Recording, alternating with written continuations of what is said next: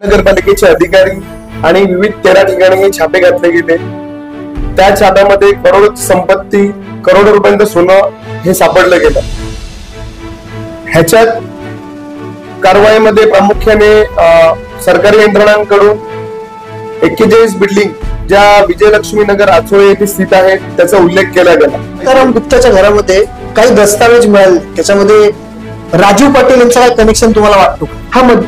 जी प्रसार माध्यम आणि वृत्त वाहिन्यांवरती जी नावं येत आहेत त्यांच्यामध्ये अनिल गुप्ता आणि सितारा गुप्ताची नावं आहेत। आणि अनिल गुप्ताचे गॉडफादर कोण? एक मंदिर प्रशासक चालवतो, प्रशासनाच्या माध्यमातून चालतं, त्याचप्रमाणे जीवदानी ट्रस्ट जी आहे ती देखील प्रशासनाच्या माध्यमातून चालली पाहिजे। होऊ शकतं आमचे नेते कैलाश शकाळे यांनी जे वक्तव्य केलेलं आहे त्यांचा त्या गोष्टीवरती सखोल अभ्यास आहे आणि त्यांचं वक्तव्य आहे त्याप्रमाणे त्यांनी पेपर्स पण मूव्ह केलेले आहेत आणि सरकार कारवाई करेल। आपण पाहताय टॉप 10 महाराष्ट्र न्यूज। गेल्या 2 दिवसापूर्वी ईडीने 13 जागेवरती छापेमारी केली। या संदर्भात आगरी सेनेने आज पत्रकार परिषद घेत आरोप केलेले आहेत। जाणून घेऊ आपल्या सोबत यावेळेला आगरी सेना प्रवक्ता जयेश पाटील। जयेश पाटील साहेब, टॉप 10 महाराष्ट्र न्यूज मध्ये आपलं स्वागत। नमस्कार। जी काय ईडीने छापेमारी केलेली आहे, गेल्या 3 वर्षापासून सातत्याने तुम्ही या गोष्टी प्रशासनासमोर आणताय, आता काय भूमिका आहे आगरी सेनेची? मागील 2 ते 3 दिवसापासून सरकारी यंत्रणांनी वसई तालुक्यामध्ये जी छापेमारी केलेली आहे त्यामध्ये महानगरपालिकेचे अधिकारी यांच्याकडे मोठा घबाड सापडलेला आहे। मुळात हा विषय आहे की ईडीच्या प्रेस नोटमध्ये आपण जर बघितलं तर त्याच्यामध्ये 41 बिल्डिंगचा हा प्रामुख्याने त्यांनी उल्लेख केलेला आहे। आणि ह्या आचोळे येथील विजयलक्ष्मी नगर 41 इमारती संदर्भात आगरी सेना मागील 3 ते 4 वर्षापासून त्या स्थानिक लोकांसाठी, त्या नागरिकांसाठी, त्या रहिवाशांसाठी लढत आहे आणि त्यांना न्याय देण्याचा प्रयत्न करत आहे।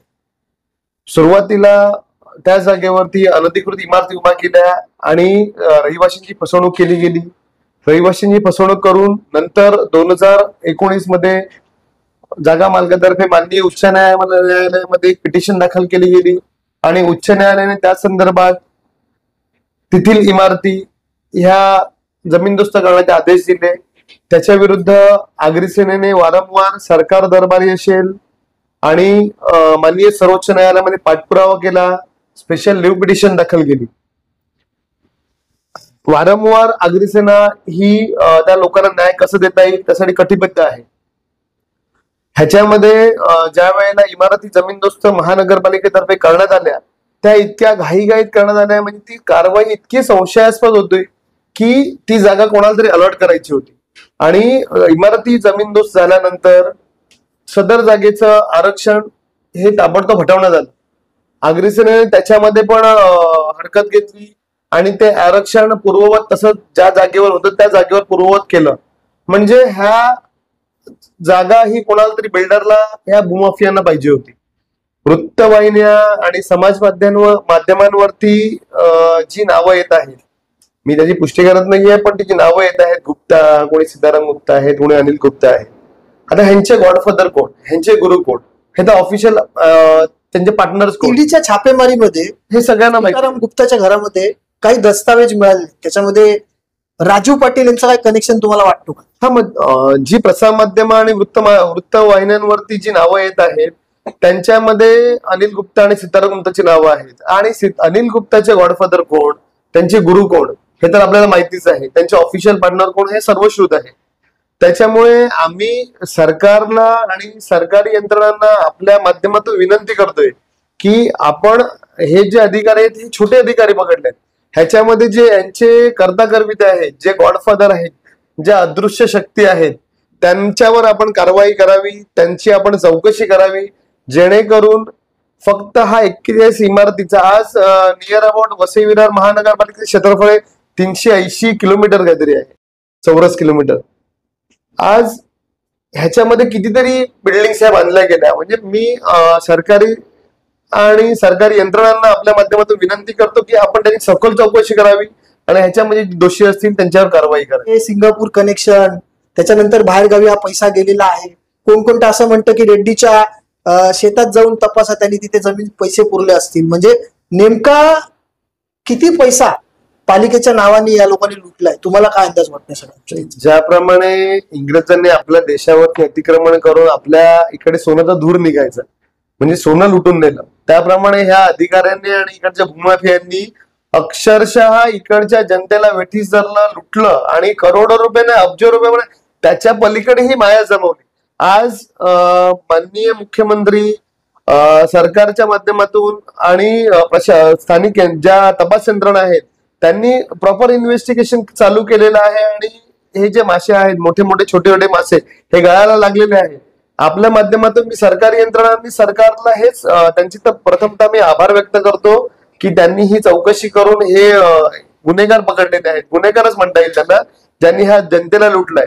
तर मी आपल्या माध्यमातून त्याला विनंती करतो की त्यांनी जास्तीत जास्त चांगल्या प्रकारे चौकशी करून ह्याच्यामध्ये जे कोणी दोषी असतील आणि जे नावं येत आहेत त्यांच्यावर कारवाई करावी. पत्रकार परिषदमध्ये तुमचे नेते कैलास पाटील यांनी भाई ठाकूर यांच्यावरती एक आरोप केला की जे शिर्डीमध्ये साईधाम ट्रस्टने जे बांधलेलं निवास आहे, तिथे पालखीमध्ये येणाऱ्या पायी चालत जाणाऱ्या लोकांसाठी तिथे 2,000 रुपये घेतले जातात आणि जीवदानी ट्रस्टचे 50 लाख रुपये त्या ठिकाणी देण्यात आलेले आहेत. तर त्यांनी अशी मागणी केलेली आहे की ज्या प्रकारे दादरमध्ये सिद्धिविनायक मंदिर प्रशासक चालवतो, प्रशासनाच्या माध्यमातून चालतं, त्याचप्रमाणे जीवदानी ट्रस्ट जी आहे ती देखील प्रशासनाच्या माध्यमातून चालली पाहिजे. या बाबतीत काय वाटतं तुम्हाला, हे होऊ शकतं का? आमचे नेते कैलास शकाय यांनी जे वक्तव्य केलेलं आहे त्यांचा त्या गोष्टीवरती सखोल अभ्यास आहे आणि त्यांचं वक्तव्य आहे त्याप्रमाणे त्यांनी पेपर्स पण मूव्ह केलेले आहेत आणि सरकार कारवाई करेल. तर तुम्हाला वाटतं की इतके वर्ष 35 वर्षाच्या अधिक काळापासून जीवदानी ट्रस्ट ही बहुजन विकास आघाडीत चालवते, तर ती त्यांच्या ताब्यातून जाईल असं वाटतं तुम्हाला? मुळात हा आज जो पत्रकार परिषदेचं आयोजन केलं ते तपास यंत्रणांनी जी छापेमारी केली आणि त्याच्यामध्ये जे सापडलं त्या अनुषंगाने केलेलं आहे. तर मी आपल्या माध्यमातून तपास यंत्रणांना आणि सरकारचा आभार व्यक्त करतो आणि त्यांना विनंती करतो की त्यांनी सखोल चौकशी करावी. त्याच पत्रकार परिषदमध्ये तुमच्या नेत्यांनी तो आरोप केलेला आहे, ती एक त्यांनी मागणी केलेली आहे. मागण्या आता आपण सरकार दरबारी खूप केलेल्या आहेत आणि त्याचा पाठपुरावा पण करतोय. आता ज्याप्रमाणे 41 बिल्डिंगचा विषय आहे, आपण 41 बिल्डिंग साठी वारंवार सरकार दरबारी, न्यायालय दरबारी पाठपुरावा केला. गेल्या काही वर्षांपासून आगरी सेना बहुजन विकास आघाडीच्या विरोधात लढते आणि त्यांना या ईडीच्या माध्यमातून यश मिळालं असं म्हणणं आगरी सेना प्रवक्ता जयेश पाटील यांनी केलेलं आहे. आपल्याला हे सर्व विषय काय वाटतं, कमेंटच्या माध्यमातून आपली प्रतिक्रिया आम्हाला नक्कीच कळवा.